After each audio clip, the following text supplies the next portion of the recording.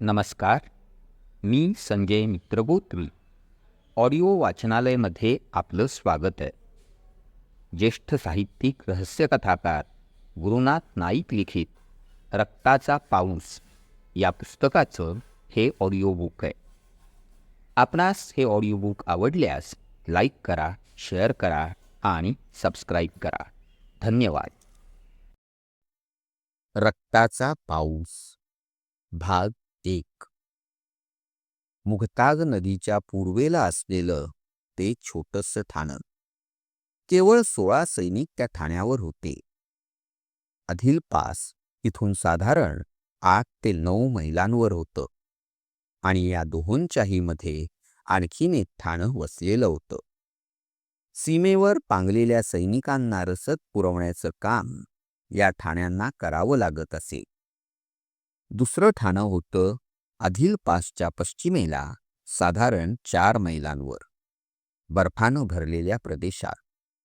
सभोवताली नजर फेकावी तर पांढऱ्या शुभ्र बर्फाशिवाय काहीही दिसणार नाही अशा भागात.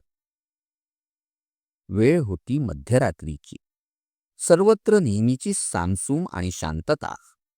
जागे होते केवळ 2 शिपाई, पण तेही पेंगत असलेले, कारण सर्वजण थकले होते. अधील पासपर्यंत रपेट केल्यामुळं सर्वांची अवस्था चमत्कारिक झाली होती.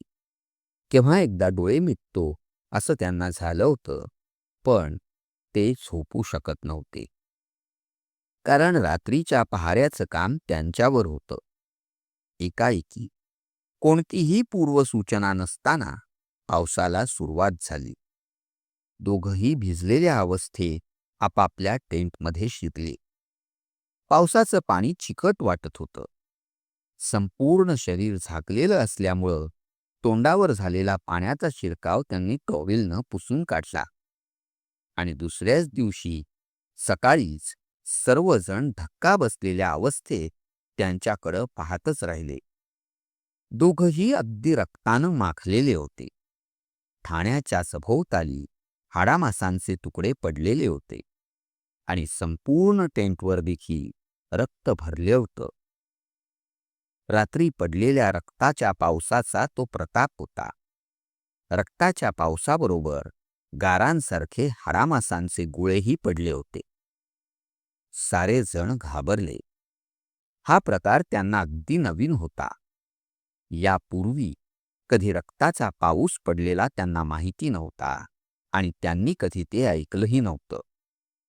ताबडतोब वायरलेसवरनं हेडक्वार्टरकडे संपर्क साधण्यात आला. लागोपाठ 2 हेलिकॉप्टर्स भरभरत त्या ठिकाणी येऊन पोहोचली. दोरांच्या शिडीवरनं 4 अधिकारी आणि 4 हत्यारबंद शिपाई खाली उतरले. आजूबाजूच्या प्रदेशाची हेलिकॉप्टरनं पाहणी केली. हेलिकॉप्टरला उतरायला त्या ठिकाणी जागा नव्हती. हेलिकॉप्टर त्या ठिकाणी कितीही गरज असली तरी उतरायला असमर्थ होतं. आलेले कर्नल इस्माईल गडबडले. त्यांना त्या रक्ताच्या पावसाचा अर्थ काढता आला नाही. नमुन्यासाठी त्यानं मांसाचे गोळे केले. त्यात छिन्नविछिन्न झालेला उजवा पाय देखील होता. माणसाच्या शरीराचेच ते तुकडे आहेत हे स्पष्ट होत होतं. ठराविक वेळ होताच पुन्हा हेलिकॉप्टर खाली आलं. कर्नल इस्माईल आणि मेजर सारंग जसे खाली उतरले तसेच आपली माणसं घेऊन हेलिकॉप्टरमध्ये शिरले. दोन्ही हेलिकॉप्टर्स भरभरत निघून गेली. संपूर्ण हेडक्वार्टरमध्ये ते हाडामासांचे तुकडे पाहून एकच घबराट उडून गेली. सारे घाबरून गेले आणि त्याच वेळी हेडक्वार्टरशी संपर्क साधला गेला. संपर्क साधणारी कोड शब्द सांगू शकत नव्हती, पण ती व्यक्ती आपल्या कॅम्पचं मात्र नाव सांगत होती. कदाचित दुश्मनांचाच हा खेळ असावा असंच वरिष्ठ अधिकाऱ्यांना वाटत होतं. ताबडतोब सकाळसारखेच 2 हेलिकॉप्टर्स जिथून संपर्क साधण्यात आला होता त्या ठाण्यावर आले. एकूण 6 टेंट त्या ठिकाणी उभारण्यात आले होते, पण तळावर कुणाचीही हालचाल दिसत नव्हती. खाली उतरावं की उतरू नये याच संभ्रमात कर्नल इस्माईल त्या तळावर घिरट्या घालत राहिले. खाली उतरण्याचं धैर्य त्यांना झालं नाही. हेलिकॉप्टर आणखीन खाली न्यायला देखील ते राजी झाले नाही. कारण मशीनगनचा मारा झाला तर आपलं स्वतःचं हेलिकॉप्टर वाचवणं कठीण आहे याची खात्री इस्माईलांना होती. शेवटी दुसऱ्या हेलिकॉप्टरच्या पायलटनं खाली उतरण्याची इच्छा प्रदर्शित केली. पण कर्नल इस्माईल एकदम त्याला परवानगी देऊ शकले नाही. पायलट व्यतिरिक्त एक मेजर, एक कॅप्टन आणि 2 हत्यारबंद शिपाई त्या हेलिकॉप्टरमध्ये होते. शिवाय हेलिकॉप्टर हातच घालवायला त्यांची तयारी नव्हती. शेवटी त्या तळापासून दूरवर मेजर सारंग उतरले. त्यांच्याबरोबर 2 शिपाई देखील खाली आले. हेलिकॉप्टर्स त्या तळाभोवती फिरत राहिले. जवळजवळ 20 मिनिटांची पायपीट करत मेजर सारंग दोन्ही शिपायांसह सावधगिरी बाळगत आले. त्यावेळी कोणत्याही प्रसंगाला तोंड देण्याची तयारी त्यांनी ठेवली होती. अचानक गोळीबार होईल किंवा हँड ग्रेनेड फेकला जाईल अशी शंका त्यांना वाटत होती. पण भीतीचा लवलेशही त्यांच्या मनाला शिवला नव्हता. टेंट असलेल्या हद्दीत जेव्हा ते आले, एका टेंटच्या पडद्यापाशी जेव्हा ते येऊन पोहोचले, तेव्हा खाली पडलेली एक स्टेनगन त्यांना दिसली. त्या स्टेनगनमध्ये पूर्णपणे भरलेलं मॅगझिन होतं. त्यांची सावधगिरी आणखीनच वाढली गेली. काहीतरी धोका आहे याची खात्री मेजर सारंगना झाली. संपूर्ण तळावर सामसूम होती. इतकी भयान शांतता त्या तळावर असणं शक्य नव्हतं. आपले शिपाई असते तर हेलिकॉप्टरचा आवाज ऐकून ते निश्चित बाहेर आले असते. ते नाही याचा अर्थ काहीतरी धोका आहे याची खात्री सारंगना पटली होती.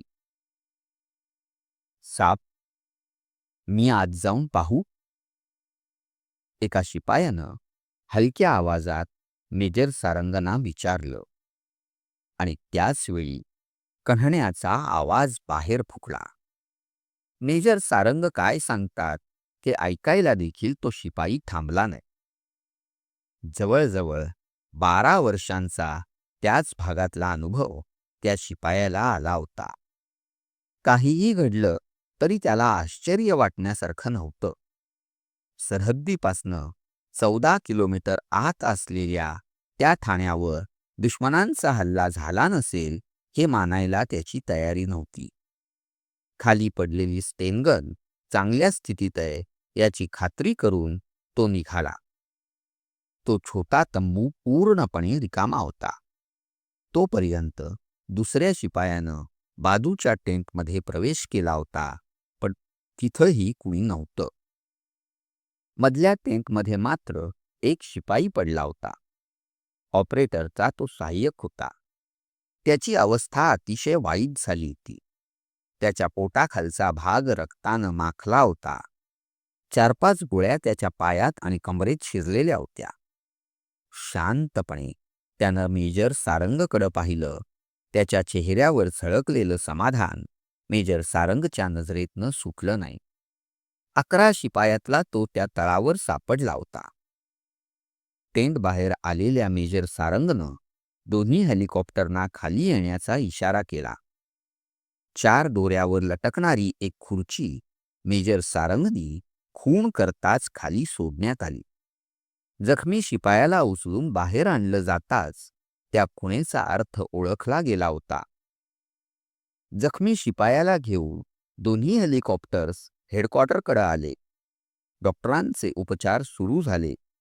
तो जगेल, पण त्याचे दोन्ही पाय निकामी होतील असंच डॉक्टरांचं मत होतं.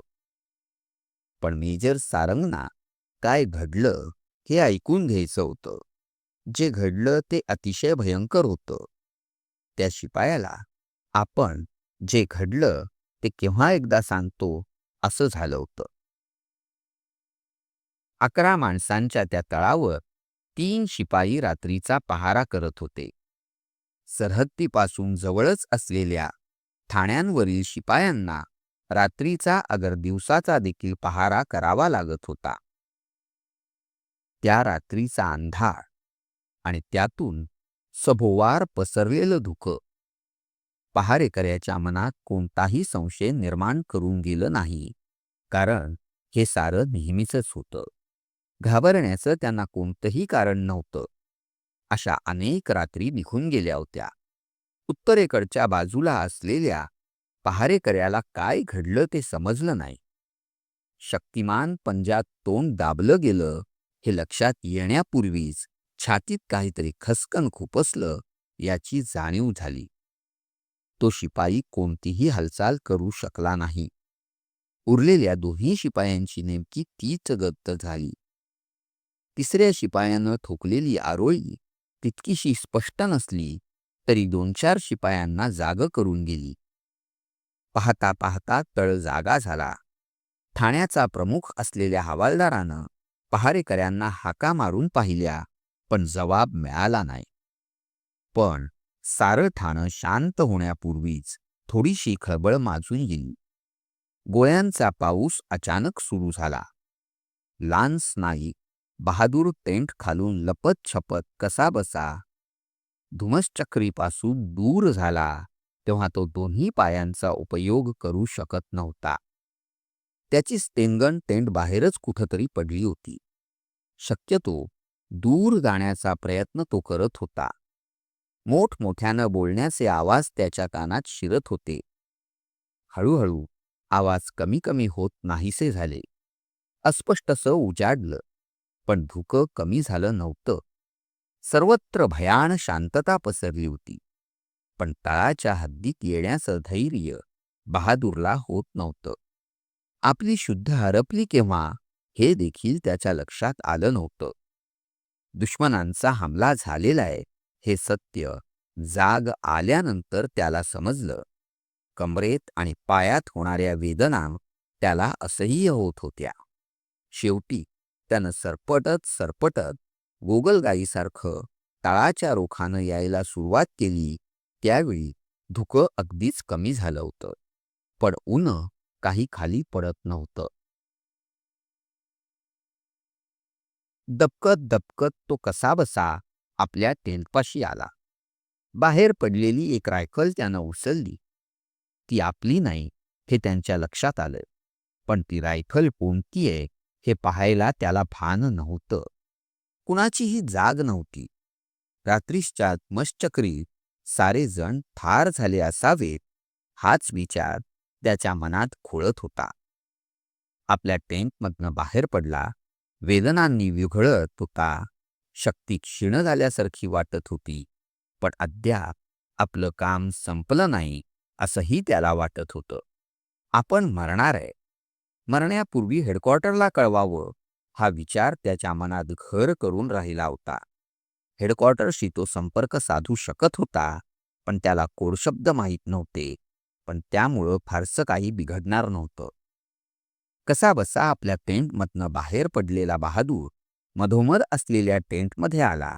आपल्या हातातली ताकद नाहीशी तर झाली नाही ना, हाच संभ्रम त्याच्या मनात निर्माण झाला, कारण 1.5 दिवस तो बर्फात पडून होता. दोन्ही हात छातीकडे घेऊन तो पडला होता.